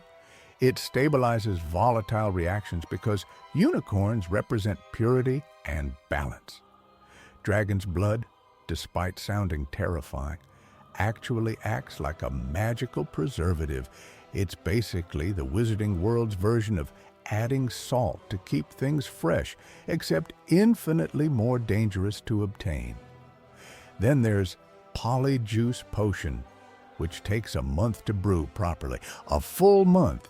That's longer than most people stick to New Year's resolutions. And the transformation, absolutely excruciating. Harry described it like his insides were melting and reforming. Makes you wonder why anyone bothers when magical disguises exist. Veritas Serum presents even more complexity. 3 drops of this truth serum and you'll spill every embarrassing secret you've ever harbored. But brewing it requires a lunar month of careful attention, and the slightest distraction ruins the entire batch. It's regulated by the ministry, because imagine the chaos if everyone could brew honesty potions in their kitchen. What's brilliant about Snape's teaching method, despite his obvious favoritism toward Slytherin, was his emphasis on understanding reactions rather than memorizing steps. Potions respond to the brewer's emotional state, ambient magical energy, even the phase of the moon. It's not just science. It's art, mixed with intuition. The real kicker? Many potions require ingredients that fight each other naturally. Combining opposite magical properties without causing explosive reactions takes incredible skill. It's like convincing cats and dogs to not only coexist, but work together harmoniously. Students often wondered why potions felt more difficult than transfiguration or charms. Simple answer. Mistakes in other subjects might embarrass you, but botched potions could literally poison everyone in the dungeon. Speaking of dungeons, ever wonder why the potions classroom was located in Hogwarts' deepest, coldest chambers? Temperature control wasn't just Snape being dramatic. The Mirror of Erased sits in a dusty, forgotten classroom at Hogwarts, showing people exactly what they want most in the world. But here's what most people miss. It's not actually magic that makes this mirror dangerous. It's honesty. Harry discovered this ancient artifact during one of his midnight wanderings, because apparently even at 11, he had zero regard for bedtime rules. The mirror showed him his parents, James and Lily Potter, standing behind him with loving smiles. For a kid who'd spent his entire life thinking his parents died in a car crash, this was earth-shattering. No wonder he kept sneaking back night after night like some kind of magical Netflix addiction. The inscription across the top reads, Erised stra eru oit ube kafru oit onvosi. Read it backwards, and you get, I show not your face, but your heart's desire. Clever wordplay from the mirror makers, though you have to wonder if they were just showing off their backwards writing skills. Ron Weasley saw himself as head boy, Quidditch captain, holding the house cup. Basically, he saw himself finally stepping out of his brother's shadows and being the star of the family for once. Makes sense when you're the sixth son and constantly wearing hand-me-down robes that are probably older than some of the ghosts wandering the castle. But the real genius of this mirror isn't what it shows. It's what it teaches. Dumbledore explained that the happiest people would see only their reflection because they're already living their heart's desire. Meanwhile, others waste away staring at impossible dreams. It's like social media, but with actual magic instead of just filtered selfies. The mirror doesn't show truth or possibility. It shows pure want, and that's what makes it so addictive. Harry's parents were dead. No amount of staring would bring them back.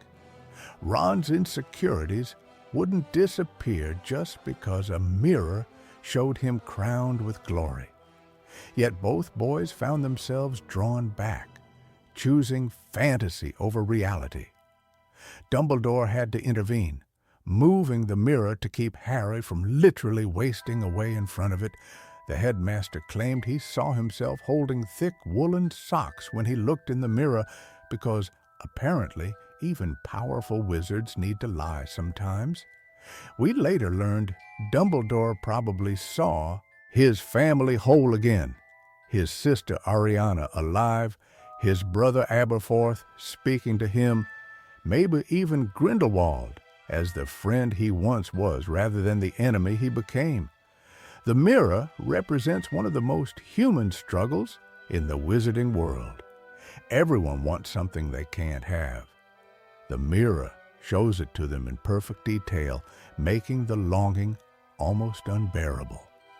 It's cruel and kind at the same time, giving people exactly what they think they want while proving they can never truly have it.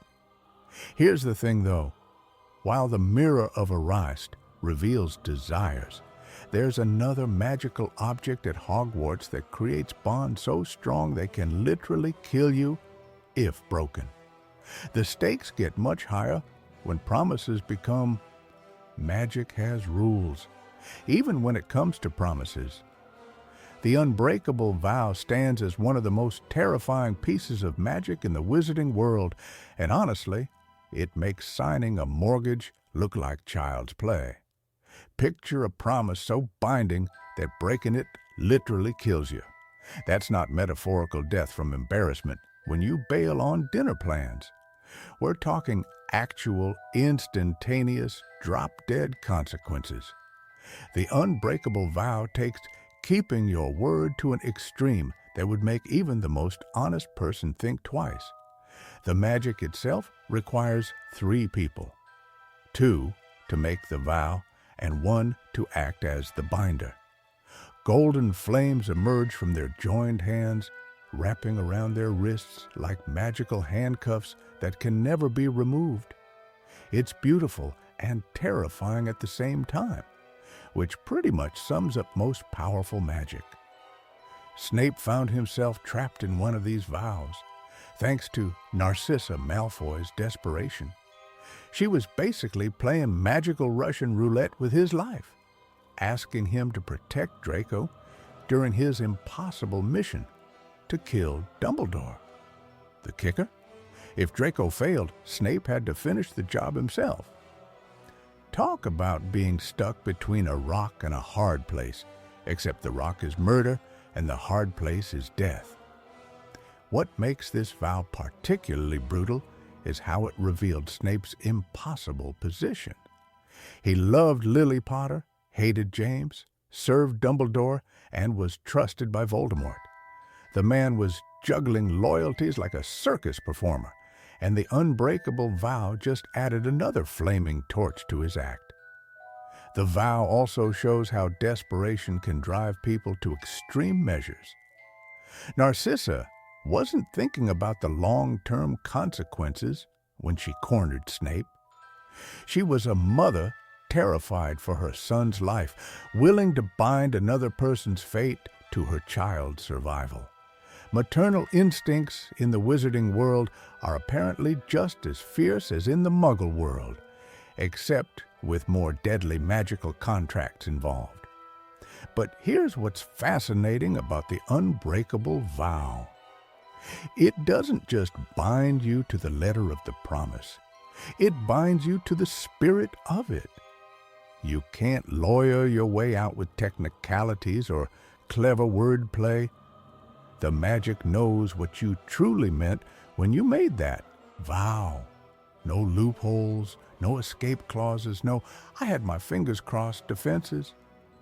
The psychological torture of living under an unbreakable vow must be incredible.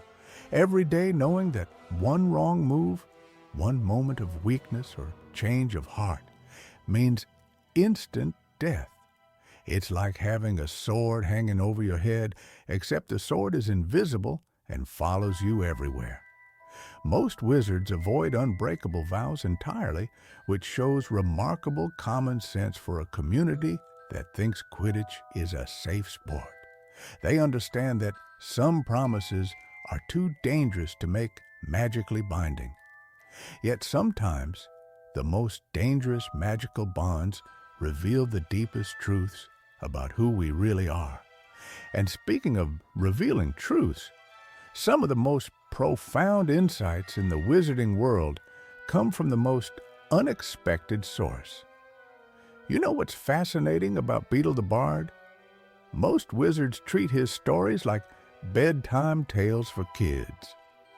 But here's the thing. These aren't just cute fairy stories with talking animals and happy endings. They're actually ancient moral teachings disguised as entertainment. Think about it. When Hermione inherited that copy from Dumbledore, she wasn't getting a children's book. She was receiving a master class in wizarding ethics that would literally save Harry's life. Take The Tale of the Three Brothers. On the surface, it sounds like any old story about sibling rivalry and magical gifts. 3 brothers meet death, each gets a powerful object, drama ensues. Simple enough for a 7-year-old, right? Wrong. This story was a detailed instruction manual for the most dangerous magical artifacts ever created. The Elder Wand, the Resurrection Stone, the Invisibility Cloak, collectively known as the Deathly Hallows. Beetle wasn't just telling a story. He was warning future generations about the deadly temptation of trying to conquer death itself. What's brilliant is how the moral hits differently depending on your age. Kids hear it and think, "Don't be greedy like the first two brothers." Adults realize it's actually about accepting mortality and the natural order of things. The youngest brother, who chose the invisibility cloak, lived the longest because he understood something his older siblings didn't. True wisdom lies in knowing when to hide from death, not in trying to defeat it. But let's talk about the other stories for a second. The Fountain of Fair Fortune basically teaches that hard work and friendship matter more than magical shortcuts. Revolutionary stuff, especially in a world where people regularly use love potions and luck potions to get ahead. Then there's The Warlock's Hairy Heart. Now that's a dark one. It's essentially a cautionary tale about what happens when you remove your capacity for love through dark magic. Sound familiar? Voldemort? Anyone? The guy who literally couldn't understand love because he was conceived under a love potion and spent years splitting his soul into pieces. Beetle was writing about Horcruxes centuries before Tom Riddle was even born. The warlock in the story removes his heart, his capacity for love, and stores it away to keep it safe. Just like how Voldemort split his soul and hid the pieces. Both end up as monsters who can't truly live or die. Here's what gets me though. These stories survived for hundreds of years, passed down through generations, and most wizards never connected the dots. They had the answers to defeating dark magic sitting on their bookshelves the whole time, disguised as bedtime stories. It's like if the instruction manual for defeating supervillains was hidden inside Mother Goose nursery rhymes. Brilliant, but also slightly terrifying when you think about it. The real genius? Beetle made moral education entertaining. No boring lectures about right and wrong. Just good stories that stick with you long enough to guide your choices when it really matters. Speaking of choices that matter, there's something fascinating about how wizarding education itself has evolved over the centuries. Wizarding education wasn't always the polished system we see at Hogwarts. Before our beloved castle opened its doors over 1,000 years ago, young witches and wizards learned magic the way muggles learned to farm, from their parents, badly, and with lots of explosions. The four founders changed everything. They created the first formal magical curriculum, though they couldn't agree on much else. Godric Gryffindor wanted students charging into battle by second year.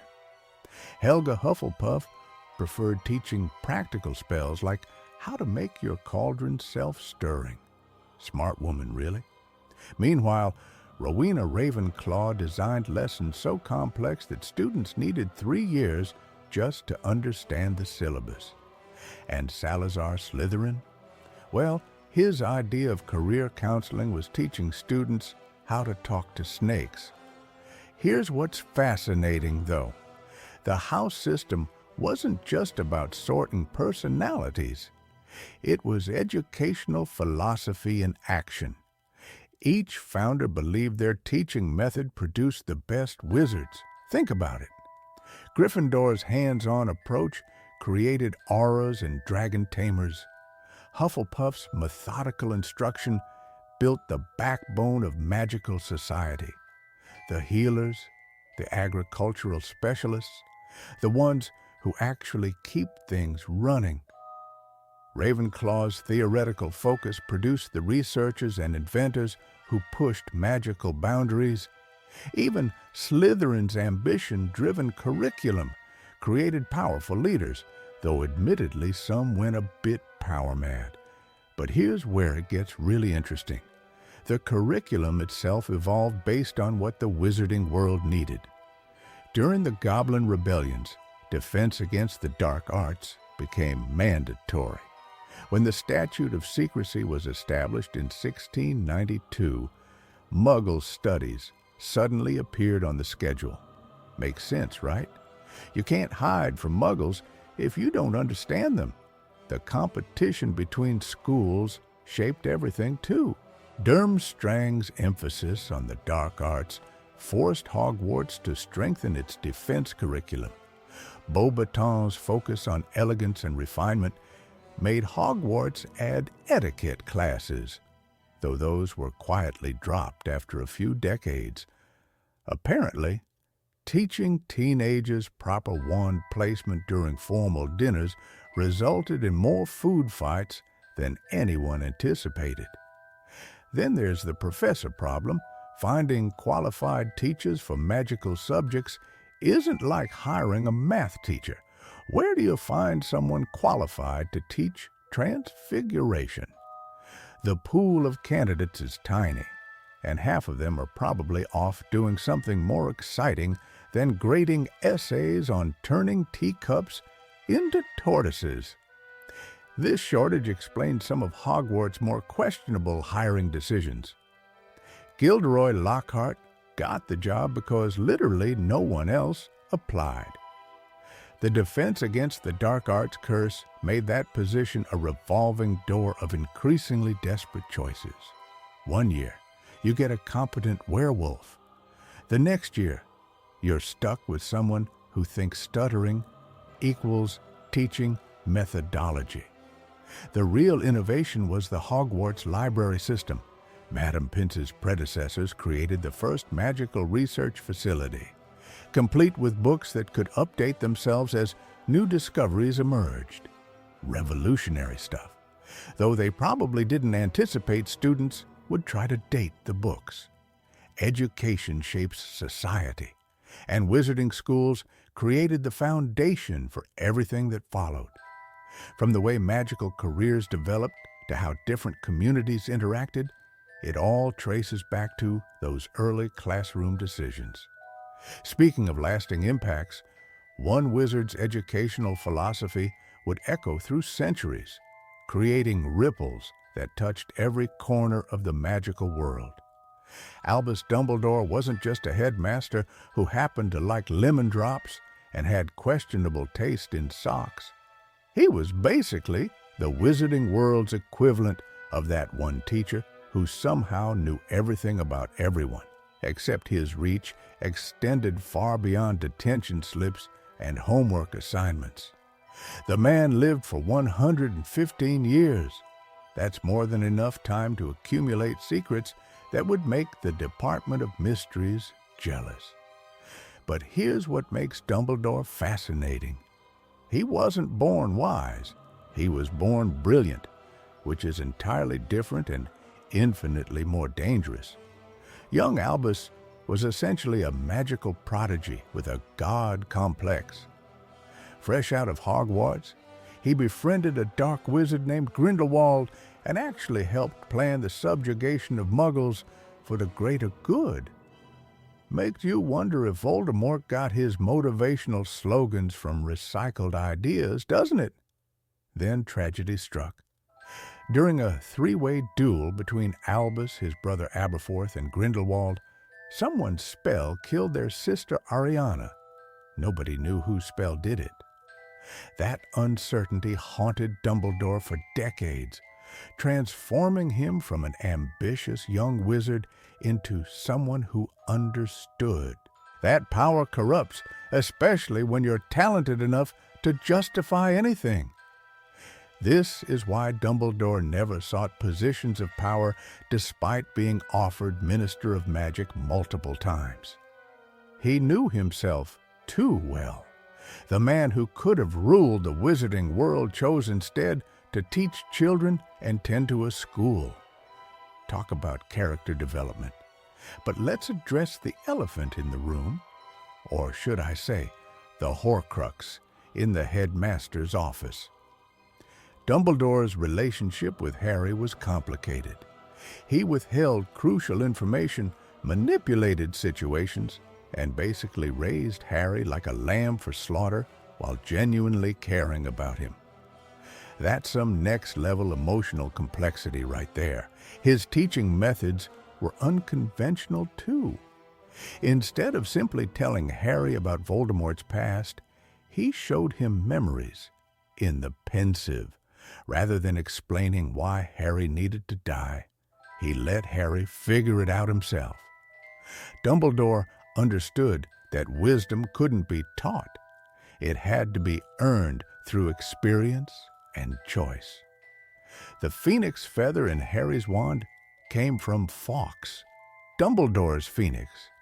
Even Dumbledore's pet played a role in the bigger picture.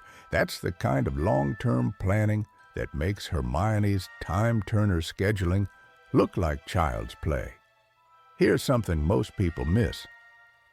Dumbledore's greatest magic wasn't his spell work or his ability to see through invisibility cloaks. It was his capacity to inspire loyalty. Snape, McGonagall, Hagrid, the Order members, they all followed him not because he was powerful, but because he made them believe they were fighting for something worth dying for. When Dumbledore died, he didn't just leave behind grief and confusion. He left behind a network of people who had learned to think like him, to see the bigger picture, to make impossible choices for the greater good. Speaking of impossible choices and hidden depths, the philosophical questions surrounding death in the wizarding world reveal just how different magical society truly is from our own. Death in the wizarding world isn't just about wands going silent and cauldrons going cold. It's woven into magic itself, like chocolate chips in Hagrid's rock cakes. You can't separate one from the other without ruining the whole thing. Wizards don't fear death the way Muggles do. They chat with portraits of dead headmasters. They summon spirits through the resurrection stone. Heck, Nearly Headless Nick throws his own Death Day party every year, complete with rotten food and entertainment that would make a funeral director weep. But here's where it gets fascinating. Wizarding death comes with choices Muggles never face. Take ghosts. They're wizards who refuse to move on, clinging to the living world like Ron clings to his mother's cooking. Professor Binns literally died in his sleep and kept teaching history of magic the next day. Talk about dedication to your job. Though honestly, his classes were already putting students to sleep before he became a ghost. Then there's the veil in the Department of Mysteries. That ancient archway represents something deeper than just a doorway to death. It whispers to those who hear it, calling them forward. Sirius fell through it, and we never saw him again. No ghost, no portrait, just gone. The difference matters more than you'd think. Horcruxes flipped this entire philosophy on its head. Voldemort didn't just fear death. He tried to cheat it entirely. But splitting your soul 7 ways? That's not living forever. That's barely living at all. He became less human with each piece he tore away, until he resembled a snake more than a wizard. Harry's approach was completely different. When he walked into the Forbidden Forest to face Voldemort, he wasn't trying to avoid death. He was accepting it. The Resurrection Stone showed him his parents, Sirius and Lupin, all encouraging him forward, not back to life, but toward whatever comes next. And that's the real magic here. Harry survived because he chose to die. Sounds backward, doesn't it? But wizarding philosophy suggests that accepting death actually gives you power over it. The Hallows legend teaches this too. The third brother, who greeted death as an old friend, lived the longest and died peacefully. Even Dumbledore understood this. His whole plan relied on Harry making the ultimate sacrifice. Not because death is good, but because facing it without fear transforms you. Harry came back not because he avoided death, but because he walked through it willingly. The wizarding world sees death as a journey, not an ending. Platform 9 3/4 isn't the only gateway that requires faith to pass through. Death itself becomes another form of magic, the final spell every wizard must cast. Muggles build monuments to remember the dead. Wizards chat with them over morning tea. Both approaches honor life, just differently. Maybe that's why Harry named his children after the dead. In the wizarding world, love really does transcend death. Not through resurrection or ghostly half-lives, but through memory, choice, and the magic that connects all living things. Death, it turns out, is just another adventure waiting beyond the veil.